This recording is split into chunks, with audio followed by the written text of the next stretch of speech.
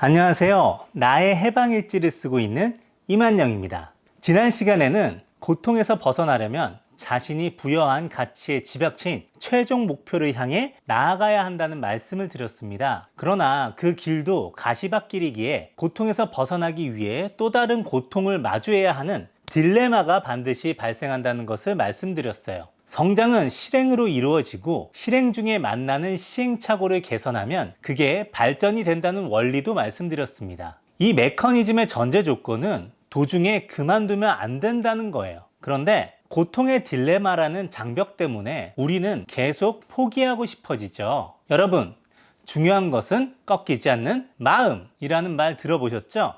오늘은 여러분이 고통 중에도 꺾이지 않고 계속 나아갈 수 있는 구체적인 방법을 가르쳐 드리도록 하겠습니다. 어떻게 하면 실행을 지속할 수 있는가? 즉, 지구력을 기르는 방법을 말이죠.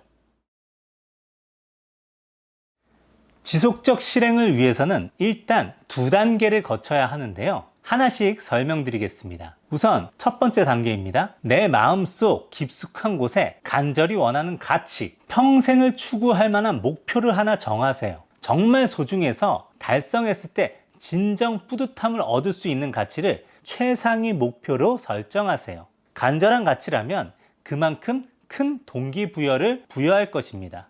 단 구체적이고 하나여야 합니다. 형상화하세요. 형상화. 구체적인 그림을 그려보세요. 이 목표는 가장 높은 위상의 최상위 목표이기 때문에 앞으로는 최종 목표라고 부르겠습니다.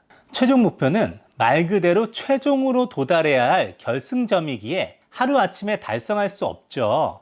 이를 위해 여러분들이 길러야 할 실질적 능력과 과정들이 있을 것입니다. 이걸 다 모아서 소재로 만든 다음에 최종 목표로 가기 위한 하위 목표와 흐름을 그려보세요. 이른바 로드맵입니다. 로드맵을 체계적으로 그린다면 그것이 계획이 됩니다. 이게 두 번째 단계예요. 이 계획을 세우는데 제일 중요한 것은 목표별로 위계를 나누고 하위 목표를 만든 다음에 순서에 맞게 배열하는 것입니다. 최대한 세분화하여 피라미드를 한번 만들어 보세요. 이 과정을 구체적으로 말씀드리면 다음과 같습니다. 첫째, 최종 목표를 꼭대기에 두고, 둘째, 이를 달성하기 위해 채워야 할 능력들을 하위 목표로 설정한 뒤에, 셋째, 지금 당장 할 수 있는 것, 제일 먼저 해야 하는 것 등의 우선순위를 나눈 다음, 넷째, 한 달 목표, 일주일 목표, 하루 목표를 세분화하여 투두 리스트를 작성하는 거예요.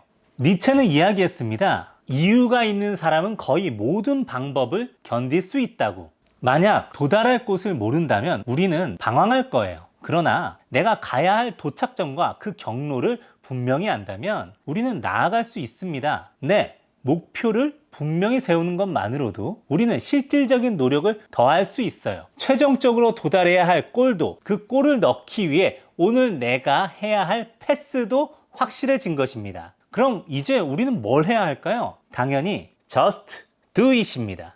이제는 빠지면 섭섭한 분이 계시죠? 조던 피터슨 님의 강의를 1분만 보도록 하겠습니다.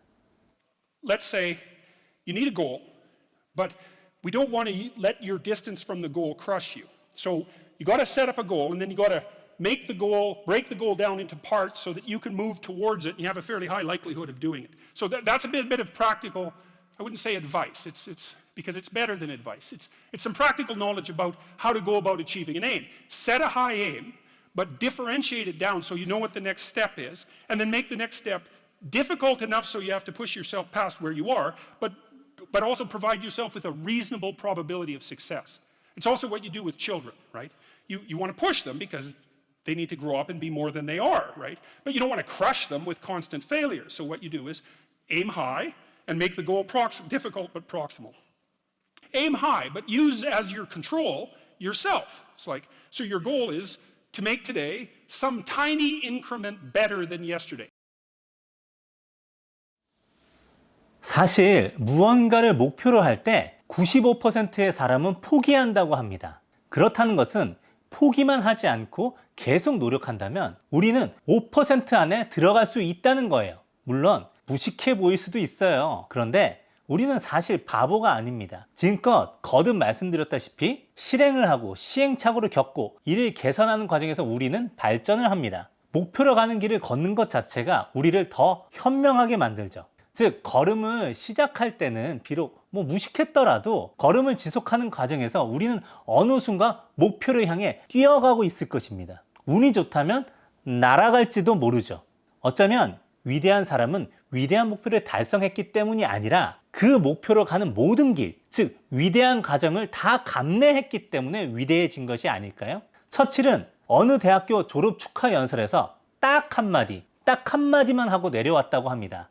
저도 여러분께 그 한마디를 드리면서 오늘의 해방일지를 마무리할게요. 여러분들, never give up.